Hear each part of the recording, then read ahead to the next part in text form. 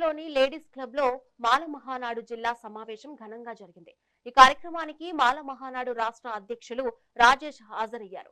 ఇటీవల మరణించిన మాజీ మంత్రి ముద్రగడ పద్మనాభానికి ఘన నివాళులర్పించారు. రాష్ట్రంలో దళిత క్రైస్తవులకు తీవ్ర అన్యాయం జరుగుతుందని రాజేష్ మండిపడ్డారు. మతం మారినంత మాత్రాన దళితుల రిజర్వేషన్లు హక్కులు కాదనడం సరికాదన్నారు. 1950 ప్రెసిడెన్షియల్ ఆర్డర్ ను రద్దు చేయాలని డిమాండ్ చేశారు.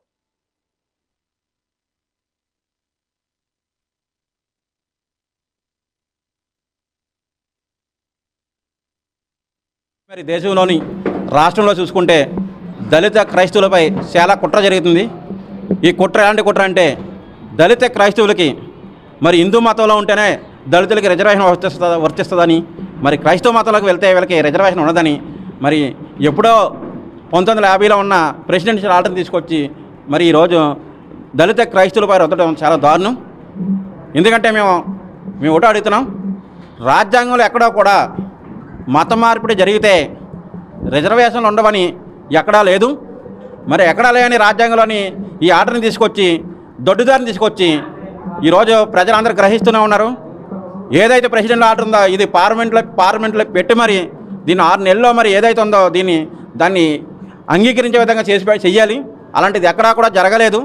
ఇది దొడ్డుదారిని తీసుకొచ్చిన ఆర్డర్ని మరి ఈరోజు దళిత క్రైస్తవులపై రుద్ది వీళ్ళందరికీ అన్యాయం చేయాలంటే మేమందరూ ఊరుకునే పరిస్థితి లేదు. మేము రోడ్డు మీదకి వస్తాం, ఉద్యమాలు చేస్తాం, ఎట్టి పరిస్థితుల్లో దీన్ని అడ్డుకుంటామని మేము హెచ్చరిస్తున్నాం.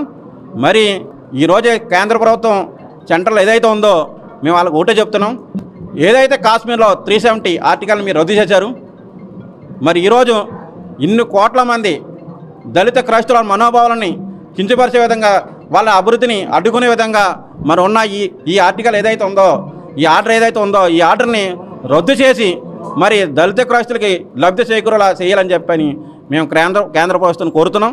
లేని పక్షంలో మేమందరం రోడ్డు మీదకి వచ్చి మరి భారీ స్థాయిలో ఉద్యమం చేపట్టి మేము ఈ ఆందోళనని రాష్ట్ర వ్యాప్తంగా కాదు దేశవ్యాప్తంగా తీసుకెళ్లే విధంగా మేము దీన్ని రచిస్తామని తెలియజేసుకుంటూ, ఆంధ్రప్రదేశ్ రాష్ట్రంలో అత్యధిక జనాభా కలిగినటువంటి మాల సామాజిక వర్గాన్ని మీద అన్ని రాజకీయ పార్టీలు సవతి తల్లి ప్రేమ చూపిస్తున్నాయి.